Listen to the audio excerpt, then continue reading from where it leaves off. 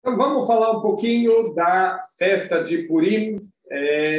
Toda a ideia aqui desse shiur é de uma aula de um Rav chamado Rav Eli Barbut, e ele tem um livro impressionante chamado Focando no Enfoque, que fala justamente das todas as festas judaicas. E a verdade é que eu fui dar uma folhada nesse livro e ele respondeu tantas perguntas que me incomodavam já há algum tempo, que eu falei, eu preciso passar esse material para frente, porque ajuda muito a gente a entender como que a gente vai aproveitar um dia sagrado se a gente não sabe qual que é a essência, o que a gente deve fazer nesse dia, o que esse dia ele representa para a gente. Então, eu queria começar com algumas perguntas que, de novo, entre elas, algumas que eu também tinha e nunca tinha ou não tinha escutado a resposta, ou não era uma resposta que realmente me preenchia, mas dentro desse contexto é impressionante como a gente vai ter uma nova visão de tudo que aconteceu em Purim, o que Purim representa para a nossa vida e como a gente aproveitar esse dia da maneira correta. A gente sabe que, infelizmente, Purim acaba tendo um pouquinho, Deus nos livre, não sei nem se é bonito mencionar essa comparação, mas com o carnaval, é o carnaval judaico, Deus me livre. É um dos dias mais sagrados do ano. Como os nossos sábios explicam, que Purim vem de o Yom Kippur, é como Purim. Se a gente está falando que é como Purim, de certa maneira, Purim tem até um lado ainda mais sagrado do que Yom Kippur, que a gente sabe como é um dia solene, como é um dia especial. Significa que Purim não tem nada de carnaval, Deus nos livre, e infelizmente nem todo mundo sabe vivenciar Purim da maneira correta, por isso que Deus nos livre pode acabar tendo esse tipo de comparação completamente sem pé nem cabeça. Então vamos lá para as perguntas. Primeira pergunta, o nome das festas judaicas representa a sua essência. O nome Purim vem justamente de Pur, que é o sorteio feito por Aman. É a linguagem da própria Megilá que fala do sorteio do Aman. Só que isso é um pequeno detalhe, é um versículo dentro de toda a explicação aqui, de toda a história de Purim, esse sorteio do Aman. Por que o nome da festa vai ser baseado nesse pequeno detalhe que aconteceu em toda a história de Purim? Segunda pergunta, fala o Ibn Ezra que a palavra pur é uma palavra na linguagem persa. E a prova disso é que a própria Megilá, ela se incomoda, entre aspas, fala pur rua goral. Olha, pur é um sorteio. Goral é a palavra para sorteio em Lashon HaKodesh, na nossa língua sagrada. Pur, ele é em persa. Então, a Megilá vem explicar. Então, por que a Megilá escreveu pur e não escreveu direto Goral? E, fora isso, por que o nome da festa ele foi fixada na linguagem persa e não como todas as outras festas, que o nome das festas é em Lashon HaKodesh, a nossa língua sagrada. Terceiro ponto, olha que interessante, o Talmud pergunta Aman mina Torah minayin. Aonde tem Aman na Torá? Na Torá, a gente está perguntando no Humash. Espera aí, que história é essa? Se o Humash termina com o falecimento de Moshe Rabbeinu, como que o Aman pode estar na Torá? Então, os comentaristas explicam, na verdade, onde tem um remes, onde tem uma dica do Aman na Torá, onde tem uma dica da Esther na Torá, onde tem uma dica de Mordecai na Torá. E olha só, o Talmud vem trazendo para a gente os versículos que tem aqui, um remes, que tem aqui uma dica da onde estão esses três personagens principais dentro da Megilá. Aonde está Haman na Torá? Vayomer mi igid lecha ki eiro matá.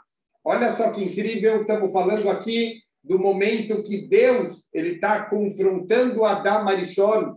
Ele fala, quando ele faz um barulho no Gan Eden, Adam Arishon se esconde atrás de um arbusto e Hashem pergunta, por que você se escondeu? Ele fala, porque eu vi você chegando, Hashem, e eu estava sem roupa, eu tive vergonha. Hashem pergunta para ele, quem falou que você está sem roupa? Amina etz asher tziviti halebilti echol mimenu ahalta, da árvore que eu te pedi para não comer, você comeu dela? Olha só que incrível a linguagem amin, amin haetz, da árvore. Amin são as mesmas letras de Haman, isso é Haman na Torá.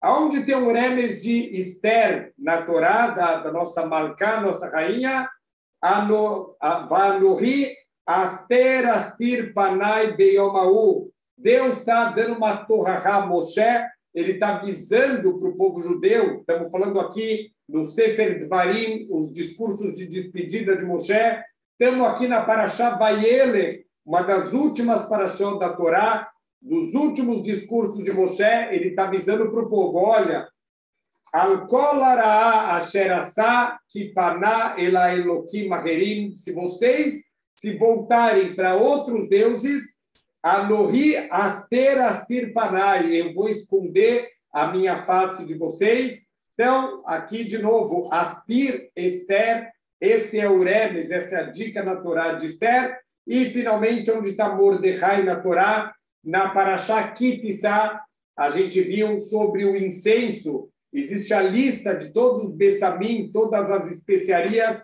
que eram usadas para fazer o incenso que era oferecido no Mishkan, e assim está escrito que uma das especiarias é Bessamim Rosh Mardror. Mardror é uma das especiarias. Em aramaico, Mardror é Meradahia, Mordecai. Meradahia é o Mordecai que está escondido, tem um remes dele aqui na Torá. Esther, fica muito óbvia a conexão do versículo dela na Torá e tudo que aconteceu em Purim. É uma época de ocultamento divino, destruição do primeiro Beit HaMikdash, as coisas vão acontecendo de maneira natural. O nome de Deus não aparece na Megilat Esther nenhuma vez para simbolizar justamente uma época que Deus vai ocultar a sua face. Mas o que os versículos de Mordecai, falando das especiarias do incenso, ou do Aman, que está falando da árvore lá do conhecimento do bem e do mal, Etz Hadat Toverá, tem a ver com a história da Megillah. Outra pergunta interessante, o Midrash fala que o primeiro dia do jejum que a Esther ela decretou sobre todo o povo judeu era no dia 15 de Nissan. Opa! Dia 15 de Nissan é Pesach. Espera aí, como jejuaram em Pesach? A gente sabe que tem mitzvah da Torá de comer matzá, a gente sabe que tem mitzvot rabínicas de tomar os 4 copos, tem mitzvah de comer o maror, tem várias mitzvot, mitzvah da gente comer o afikoman, tem um monte de mitzvot. Como assim a Esther decretou um jejum nesse dia e se cancelaram todas as mitzvot daquele dia por causa do jejum que a Esther ela decretou. Aonde ela se baseou para poder fazer esse decreto no dia do Seder de Pesach? Está escrito assim, Pikuach Nefesh Dohe et Kol HaTorah Kula. Pikuach Nefesh, quando temos aqui um risco de vida, isso empurra toda a Torá fora, obviamente, as 3 exceções, Gilui Arayot, Ferudamim e Avodazará, idolatria, relações proibidas e assassinato. Mas, por exemplo, o Shabat. Se a pessoa tem um risco de vida no Shabat, ele pode transgredir o Shabat para salvar a vida. Aqui também, falou Esther, é melhor a gente cancelar um Pesach para poder garantir todos os futuros Psachim que vão ser comemorados. Mas a grande pergunta aqui nos cálculos da Esther é: o decreto de Aman, ele foi promulgado no dia 13 de Nissan e estava marcado para o dia 13 de Adar. Estamos falando de 11 meses que eles podem tomar uma atitude.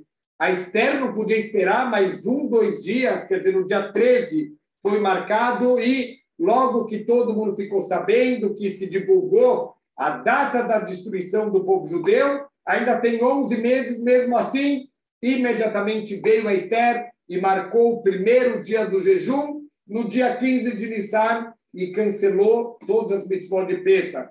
Espera aí, espera mais 2 dias. 2 dias, o que vai mudar? Temos 11 meses ainda para a festa, para o decreto, então poderia ter esperado mais 1 ou 2 dias.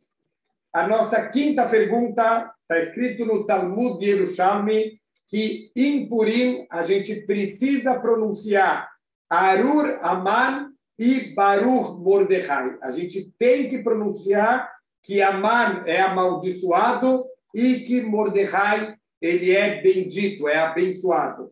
Então, isso é Alahá, Shulchan Aruch. Espera aí, Alahá para crianças?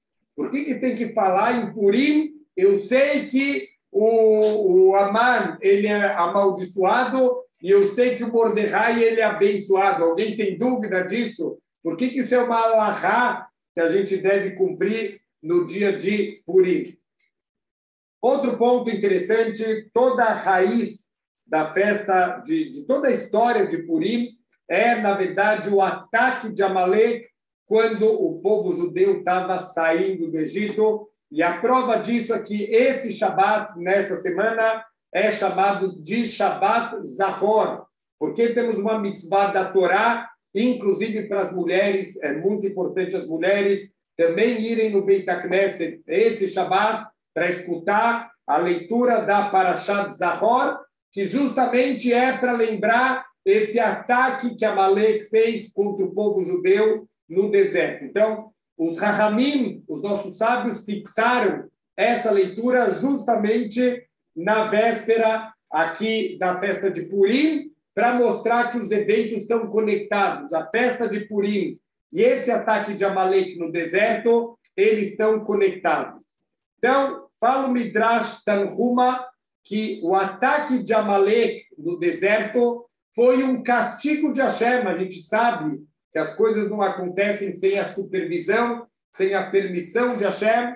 Aqui a gente tem um castigo de Hashem por 2 erros que o povo judeu cometeu. Primeiro erro, porque eles questionaram. Então, será que Hashem está entre a gente? Quer dizer, esse questionamento, uma dúvida de emuná, eles estão questionando, será que Deus está aqui junto com a gente? E um segundo motivo, o lugar onde o povo judeu foi atacado por Amalek é um lugar chamado Refidim. Então, os nossos sábios falam que o nome Refidim é porque eles refu yedechem mina mitzvot u mina Torah. Eles enfraqueceram suas mãos no cumprimento das mitzvot e no estudo da Torá. E justamente, então, nesse lugar, Amalek atacou. Se é um castigo, e a gente sabe que Hashem ele usa o sistema chamado Midah Keneged Midah. As coisas acontecem medida por medida. Aonde está o Midah Keneged Midah? O erro, os 2 erros que o povo judeu cometeu com o castigo que é o ataque de Amalek. E, finalmente, durante essa batalha, Moshe, ele colocou o Yoshua como líder aqui da guerra, ele ficou no topo da montanha e está escrito, quando ele levantava as mãos dele, o povo judeu vencia, quando ele abaixava as mãos, Amalek vencia a guerra. Então, o Talmud em Rosh Hashanah questiona, espera aí, agora então as mãos de Moshe são milagrosas, elas podem fazer o povo judeu vencer ou podem fazer o povo judeu perder a guerra?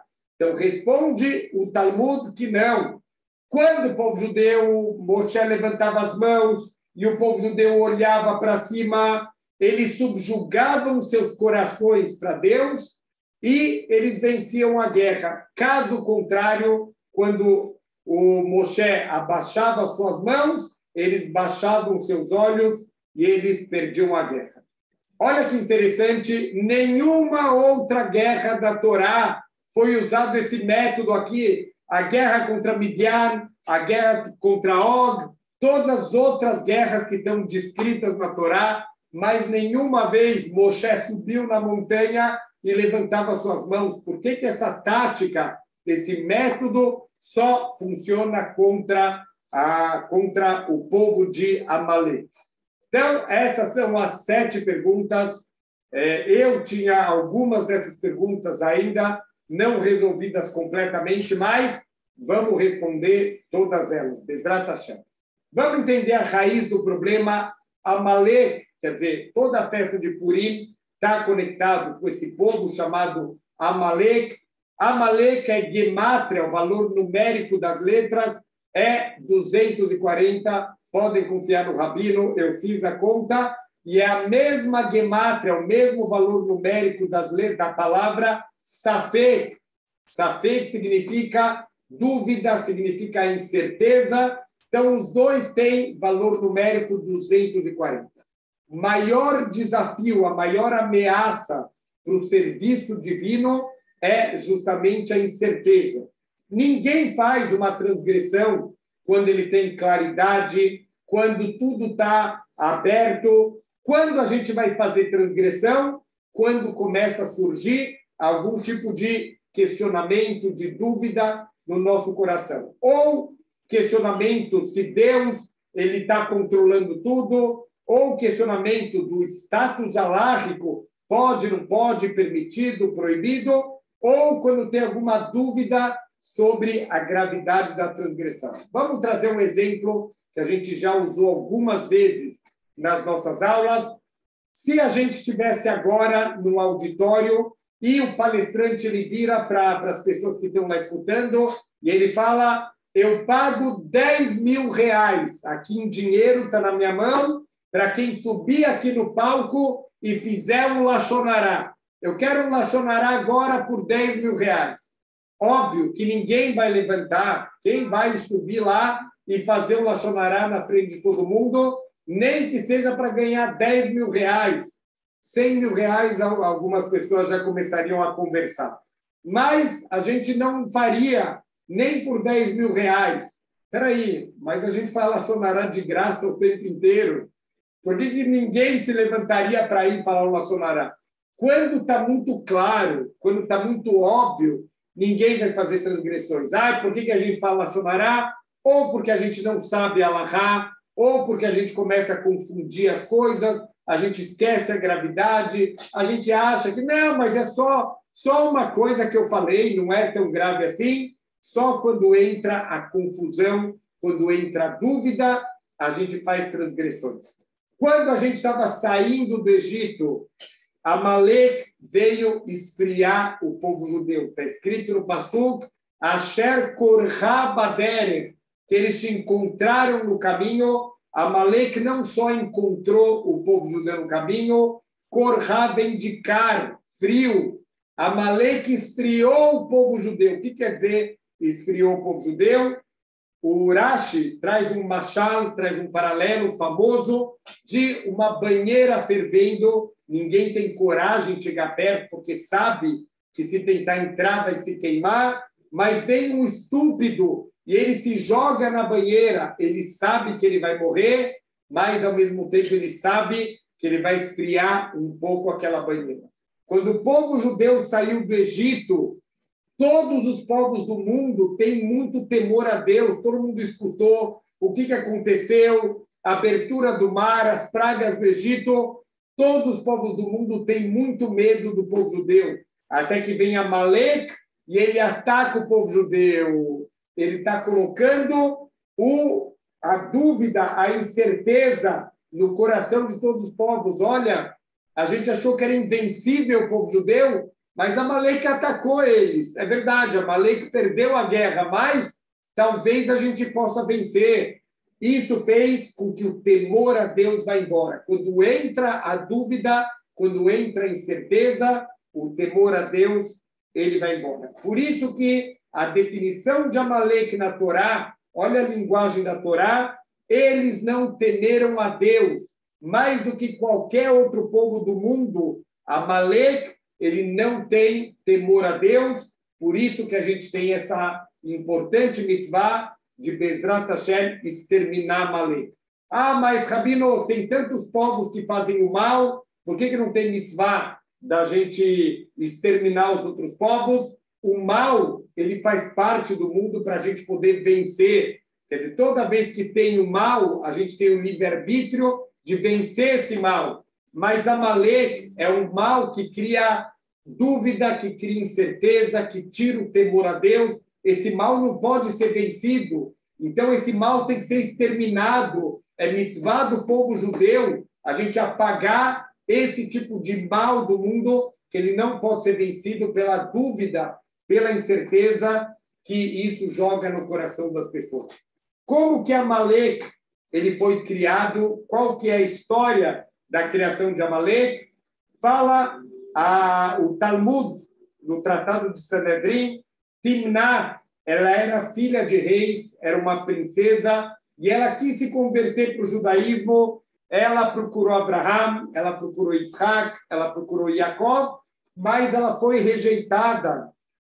Então, ela decidiu que ela vai ser concubina de Elifaz. Concubina é um conceito da Torá, que é uma meia-esposa. Quer dizer, o marido, ele se casa com essa esposa, mas ele não tem muitas obrigações. Por exemplo, não tem a ketubá, o documento de casamento. Então, é um nível mais baixo de relacionamento. Então, ela quis entrar e se casou com Elifaz. Quem é Elifaz? Elifaz é o filho de Esav. Então, já que ela não consegue entrar pela família de Abraham, ela tenta entrar através da família de Elifaz, e ela falou, é melhor ser escrava desse povo do que ser uma princesa em outro povo. E desse casamento de Timná com Elifaz vai nascer Amaleque. Então, assim a Torá fala sobre o nascimento de Amaleque. Então, a mãe de Amaleque, desse Amaleque que vai dar origem ao povo, a Timná, ela queria fazer uma coisa boa, ela quer fazer parte da família de Abraão Avinu, então ela se casou com Esav. Esav é o descendente também, ele é o neto de Abraão Avinu, filho de Isaac Avinu, mas o que parecia ser uma coisa boa é horrível. Esav é um rachá, Esav é um perverso, a família toda dele tem um capítulo inteiro da Torá, no Sefer Bereshit, falando um monte de casos de adultério, de relacionamentos dentro da família. É horrível. Família de Esav é horrível. Então, ela acha que está fazendo uma mitzvah, mas ela está confusa, ela não tem consciência da gravidade das coisas. Olha o pai, quem é o pai? O Elifaz, filho de Esav. Quando o Jacó fugiu, que o Esav queria matar ele, o Elifaz ele foi atrás, o Jacó, ele tentou escapar lá na casa de Lavan, o Esav chamou o filho dele, falou, olha, eu não posso matar o meu irmão, porque o meu pai ainda está vivo, mas vai lá você, cumpre a mitzvah de Kibud Aveem, de honrar o teu pai e tua mãe, vai lá e mata o seu tio. Então, o Elifaz, ele foi lá, mas ele ficou com uma dúvida existencial quando ele alcançou o Jacó. Ele poderia ter matado o Jacó. Eu falei, tio, o que eu faço? Porque, por um lado, eu preciso cumprir a mitzvah de honrar meu pai, então eu preciso te matar. Por outro lado, eu sei que não é certo, você é inocente, eu não quero te matar, então o que eu faço?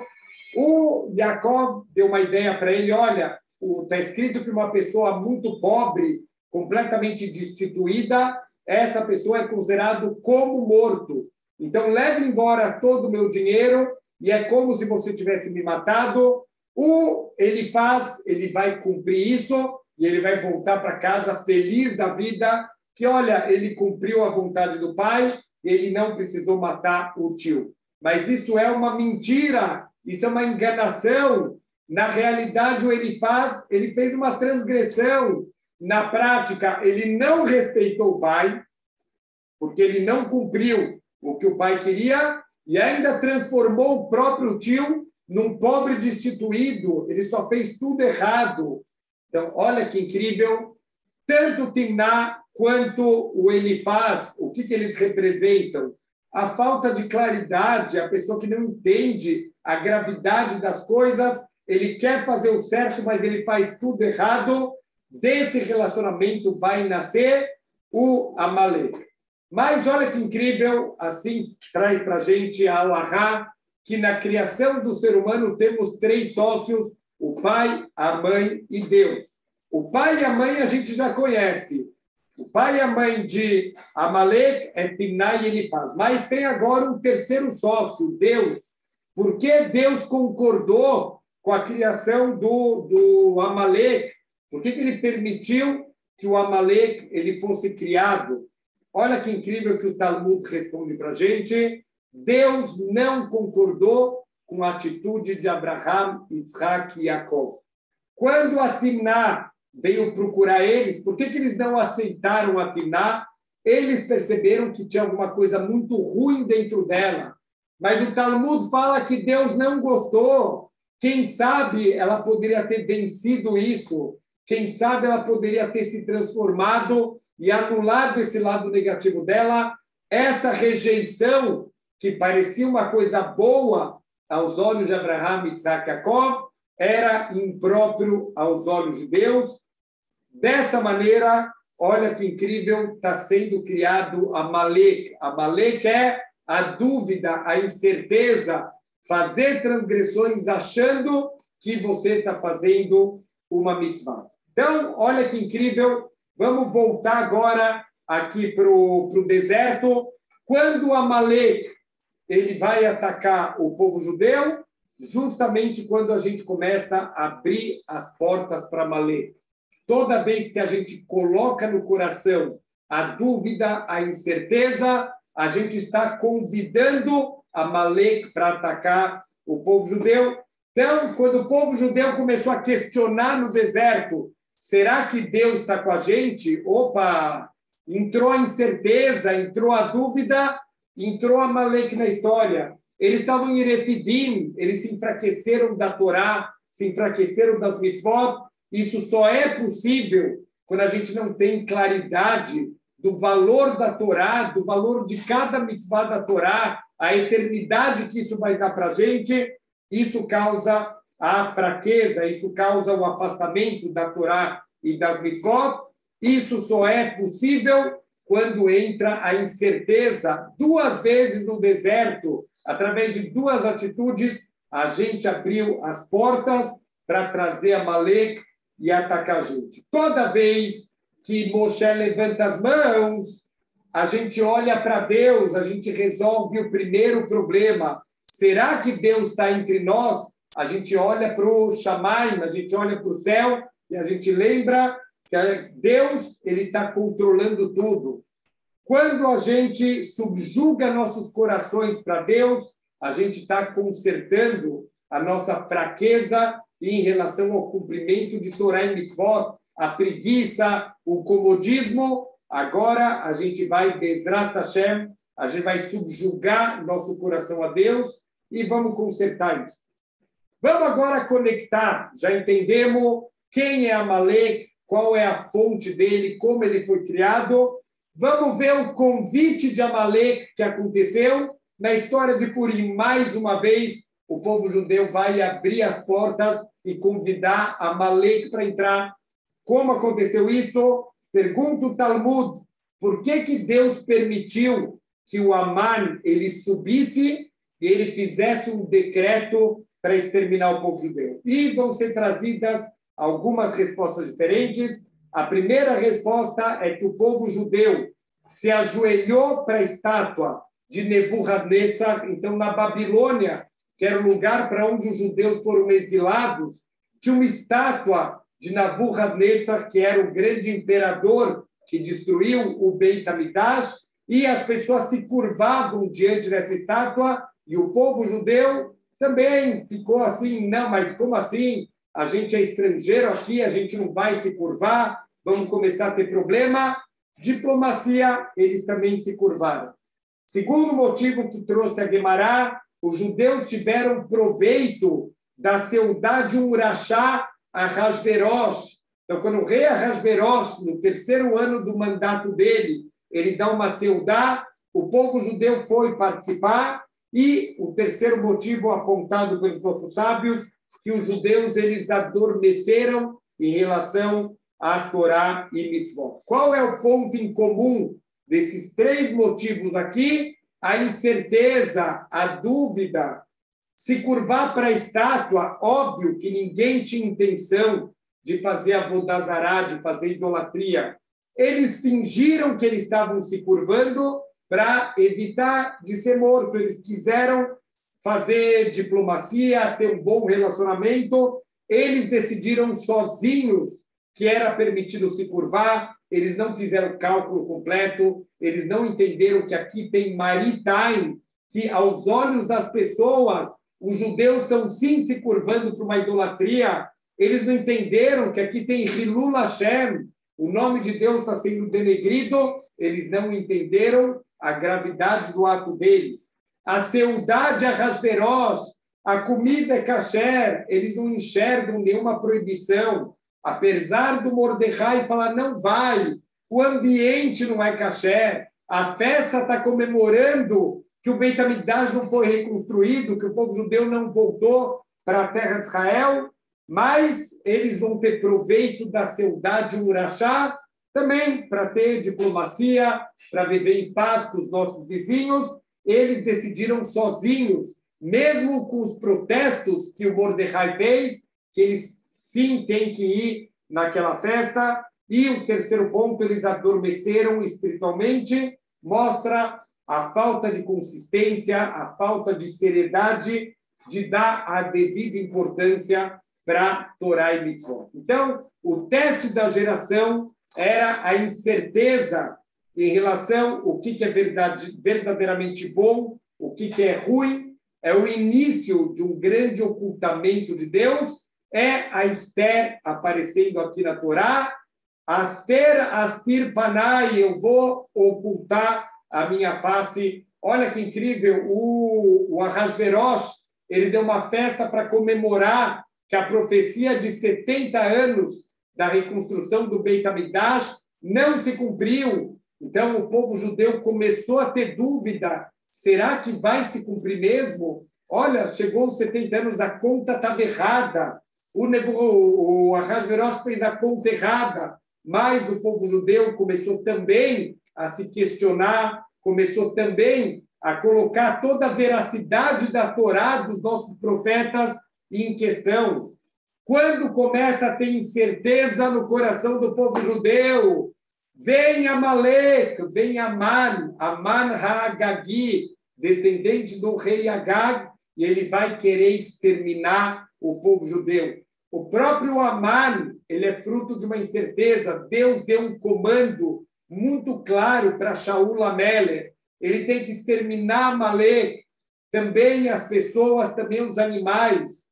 Veio Doeg, que era o conselheiro dele, era o chefe do Sanedrin, e falou, não, peraí, talvez você não entendeu direito a profecia, os animais, talvez é para você realmente fazer korbanot para Hashem, e Shaul HaMelech, para usar diplomacia, ele não quer ir contra o chefe do Sanedrin. Peraí, Shaul HaMelech, a profecia foi para você, estava clara a profecia. O que você está escutando? A opinião de outras pessoas que não escutaram diretamente a profecia, mas ele acabou para a diplomacia, vamos fazer shalom entre todo mundo. Ele acabou deixando o rei Agag vivo, e desse Agag vai nascer Haman, Amalek, nasceu Haman justamente da incerteza. O Haman vai fazer um sorteio, o Pur. O que é Pur? Ele vai sortear quando o povo judeu vai ser destruído. Não tem nada que representa mais a incerteza, o acaso, a dúvida do que um sorteio.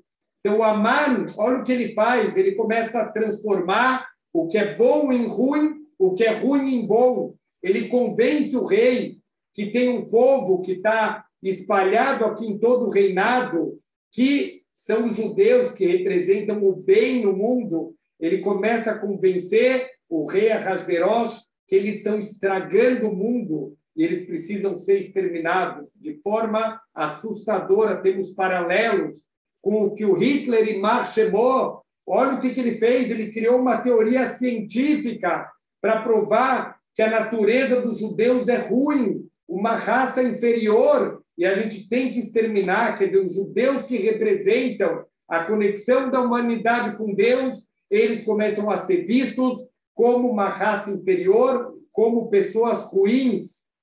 Aonde a gente encontra Aman na Torá?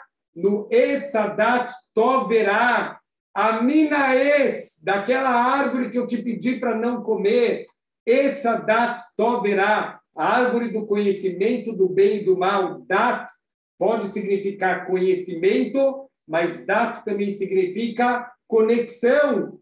É a fruta que conecta o bem e o mal. O bem e o mal estavam muito separados para Adam Arishon. A hora que ele come daquele fruto, entra dentro dele a incerteza. Ele já não sabe mais o que é bom e o que é mal. E a incerteza do povo judeu foi ficando cada vez mais forte, até dar força para o Amán, para ele fazer um decreto de extermínio do povo judeu. Esse é o auge do ocultamento de Deus na história da humanidade. Então, qual que foi a reação do decreto para o povo judeu? Está escrito que na cidade de Shushan as pessoas estavam perplexas, as pessoas não conseguem entender. Não está escrito que eles ficaram só tristes, eles ficaram perplexos. O que é perplexo? Quando você tem dúvidas, incertezas, o que está acontecendo? E agora o povo judeu está diante de duas opções. Eles têm uma escolha, ou eles podem reconhecer a verdade. Qual é a verdade? Deus está bravo com vocês. Vocês erraram, e tudo que está acontecendo é uma reação de Deus ao erro de vocês. Então, vamos consertar ou acreditar que tudo é natureza, tudo é parte de um caminho natural, tudo é parte do acaso. Num primeiro momento, a verdade que o povo judeu tropeçou, o povo judeu fez a escolha errada. Eles culparam Mordecai, eles falaram, Mordecai, é por tua culpa que a gente vai cair na espada do Amán. Olha que incrível, eles culparam David Amelech. David Amelech, na época dele, que ele estava fugindo para salvar a vida dele, veio um homem chamado Shimi Ben Gerá e começou a ofender ele, começou a falar feio com ele. E está escrito que um rei, ele não pode limchol al kvodó, ele não pode passar por cima do seu próprio kavod. Então ele tinha que ter matado esse homem imediatamente. Mas David Amelech, ele percebeu por Ruach HaKodesh, pela inspiração divina, que desse homem, desse Shimi Ben Gerá, vai sair Mordecai. Então ele não matou ele imediatamente. Antes de falecer, ele ordenou para o filho dele, Shlomo Amelech, para matar o Shimi Ben Gerá. Mas olha que incrível, estão culpando David Amelech. Se tivesse feito a tua parte na hora, esse tal de Mordecai não teria nascido. A culpa é de Davi, a culpa é de Mordecai. Uau! Eles estão considerando dois grandes tzadikim como pessoas ruins. Eles estão contaminados com a dúvida, com a incerteza. Então, eles podem escolher continuar vivendo com acaso. Olha, Baruch Hashem, a rainha agora ela é Yehudiá. Quem sabe é o curso natural das coisas. A rainha vai resolver o nosso problema. Ou eles podem voltar o coração deles para Deus. Mordecai e Esther, eles vão conseguir instruir o povo de maneira correta. E Baruch Hashem, eles vão conseguir passar no teste. E eles entenderam finalmente que todo problema era uma consequência dos seus próprios erros. Então, dessa vez, eles não vão se apoiar na diplomacia, eles vão jejuar, eles vão fazer filá, eles vão receber Ol Torah o Mitzvot, eles vão de novo se fortalecer na Torá e nas Mitzvot, e Baruch Hashem, eles vão consertar os 3 erros que representam justamente a falta de claridade. Então, a Esther, ela decretou um jejum imediatamente. Esther, dá mais 2, 3 dias. Não. Se o povo pensar que as coisas são naturais, isso vai internalizando no coração deles.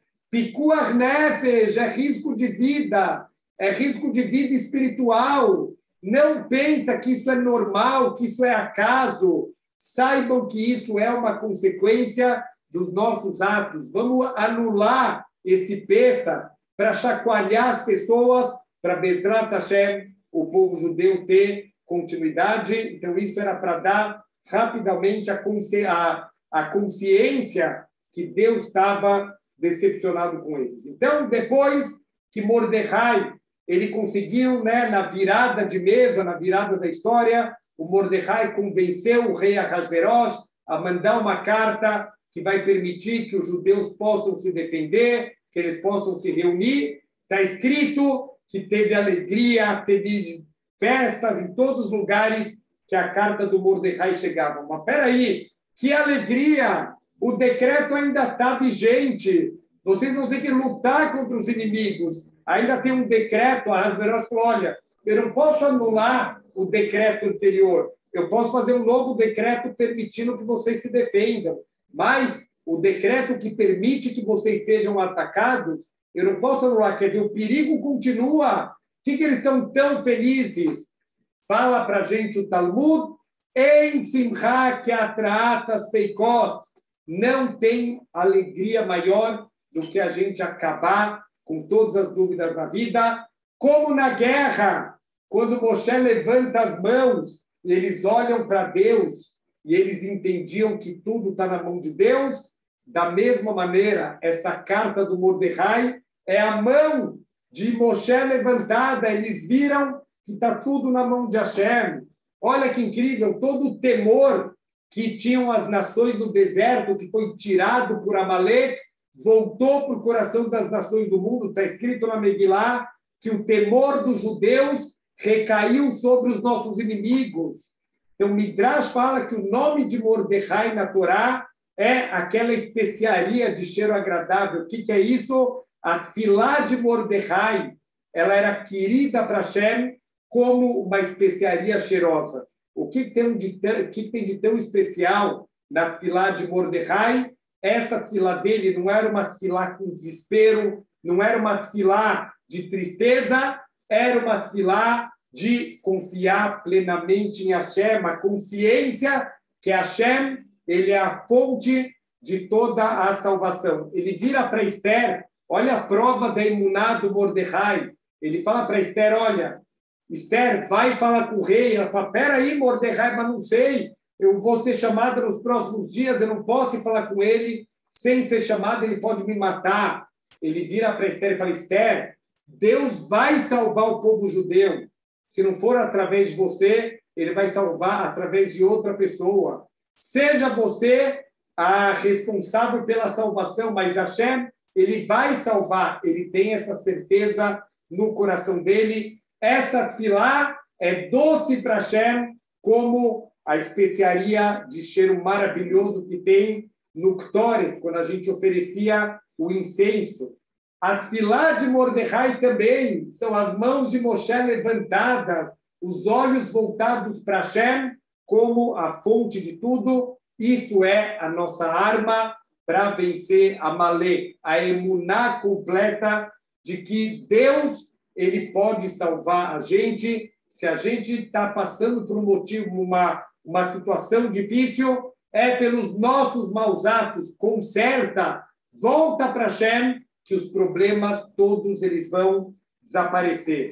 Mordecai, ele confia tanto em Hashem, ele é o único dos sábios do povo judeu que ele não se curva para mal, ele não precisa de diplomacia, ele não precisa de mostrar que estamos em paz, ele confia em Hashem e só em Hashem, e ele provou para a gente que ele estava certo, e com a tchuvá do povo judeu, o povo judeu se arrependeu, a força da incerteza ela foi derrotada e as coisas começaram a voltar para o lugar.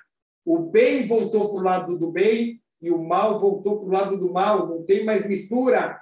Esse é o verdadeiro naforro, a virada das coisas. Estava tudo misturado. Mordecai e Esther botaram as coisas de volta no seu lugar.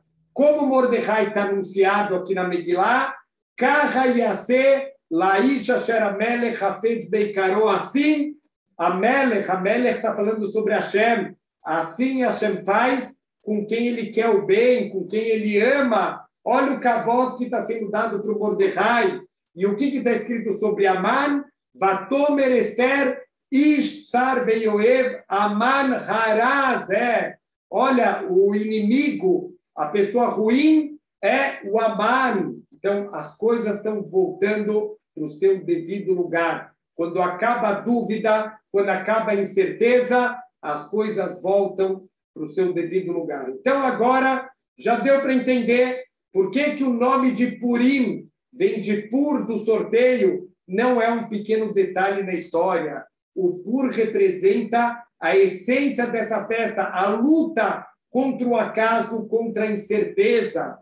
Um sorteio é o símbolo da incerteza e a gente vai lutar contra essa noção equivocada que as coisas acontecem por acaso, tudo acontece com supervisão de Hashem. Mas por que na linguagem persa e não Goral, que é Lashon HaKodesh? Olha que incrível, o Malbim fala que, na verdade, quando Deus criou o mundo, só existia Lashon HaKodesh, só a língua que ele criou o mundo, a nossa língua sagrada. Quando teve Migdal Bavel, quando teve a Torre de Babel, começou a ter uma mistura de todas as línguas e algumas palavras do Lashon HaKodesh foram emprestadas para outras línguas do mundo. Quer dizer, foram criadas as 70 línguas do mundo e o Lashon HaKodesh foi espalhada, palavras de Lashon HaKodesh foram espalhadas em todas as línguas do mundo. E pior do que isso, algumas palavras de Lashon HaKodesh foram esquecidas. Então, olha que incrível, a palavra Pur, na verdade, é Lashon HaKodesh e ela foi colocada também na linguagem persa. Com o passar dos anos, ela foi esquecida. O povo judeu esqueceu que Pur significa sorteio, a ponto da Megilá precisar relembrar a gente. Pur Rua Goral, Pur é o sorteio. Olha que incrível, a palavra que melhor representa a dúvida, a incerteza, a falta de qualidade, não é a palavra Goral, é a palavra Pur, que é em Lashon HaKodesh, mas foi esquecida, tem a confusão. O que significa essa palavra? Isso representa a nossa luta, não só em Purim, a nossa luta na vida contra a dúvida, contra a incerteza, que é representado justamente nessa batalha do povo judeu contra Amalek. A guerra não acabou, acabou aquela batalha, a guerra continua até hoje, e é por isso que ela fala, tem que pronunciar em Purim, Arur Haman e Baruch Mordecai. O Haman, ele é amaldiçoado, o Mordecai, ele é abençoado. Eu tenho claridade das coisas, eu sei o que é o bem, eu sei o que é o mal, eu tenho claridade absoluta do que é certo e o que é errado. Não é fácil a gente ter claridade no Lamazé. Qual é a prova disso? É difícil as pessoas cumprirem a mitzvah de Purim da maneira correta. A grande maioria das pessoas, Purim é uma data de alegria leviana, as pessoas bebem mais do que precisa, as pessoas não aproveitam esse dia, acabam perdendo mitzvot importantes. Um dia tão sagrado, um dia com uma energia incrível que pode ser levado para o ano inteiro. Como se aproveita Purim? A gente decidir para a nossa vida, eu quero viver de acordo com a Emet, eu quero viver de acordo com a verdade, eu não quero viver uma vida de mentira, uma vida de incertezas, onde eu não sei o que é o certo e errado, e só tem uma fonte de Emet chamada Torá.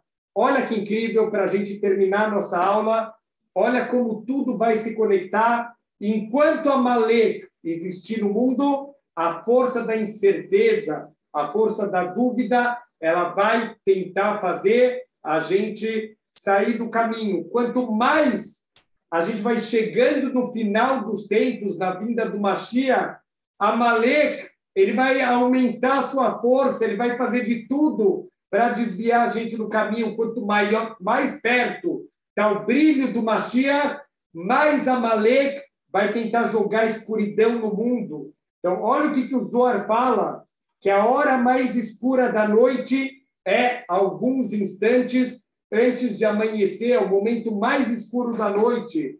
Antes da entrega da Torá, Amalek veio atacar o povo judeu. Antes do Mashiach, vai vir muita mentira para o mundo. Olha que incrível. A luz do Mashiach está se aproximando cada vez mais. Não sei se já existiu na história uma época com tanta mentira, com tanta fake news. Somos a geração das fake news. Não dá para acreditar em mais nada. Você vê uma notícia, no dia seguinte, a notícia é contraditória. Esse falou, na verdade, foi manipulado, esse vídeo foi mexido de todo lado, bombardeados com mentiras, com enganações. Olha que incrível. Etz Haim Ri Lamachazikimbo. A gente tem uma fonte da verdade. Eu não preciso dos jornais, eu não preciso da mídia. Eu tenho a Torá é Emet. A Torá é a árvore da vida, mas para quem se conectar com ela, isso é Purim. Colocar no coração, não tem natureza, não tem acaso, tudo é Hashem. Quando vem uma dificuldade, para de procurar culpados, é com a gente e Hashem. Deus está falando com a gente, Ele quer que a gente tenha certeza das coisas, não confunde que o certo é errado, o errado é certo. Vamos ter mais claridade, vamos ter mais objetividade, vamos ser mais honestos com a gente mesmo, ao invés de ficar apontando o dedo para os outros, procurando onde o outro está errado. Está na hora da gente parar e procurar aonde a gente está errado. Quando a gente quer, dá para falar que Mordecai está errado, que David Amelech estava errado. Isso é mentira. Nós estamos errados. Vamos começar a olhar para a gente mesmo, para os nossos erros, os nossos defeitos. Vamos se conectar com a Torá, estudando as alahot, estudando a Torá, e Bezrat Hashem, dessa maneira a gente vai conseguir derrotar definitivamente Amalek e tirar da nossa vida qualquer dúvida e qualquer incerteza.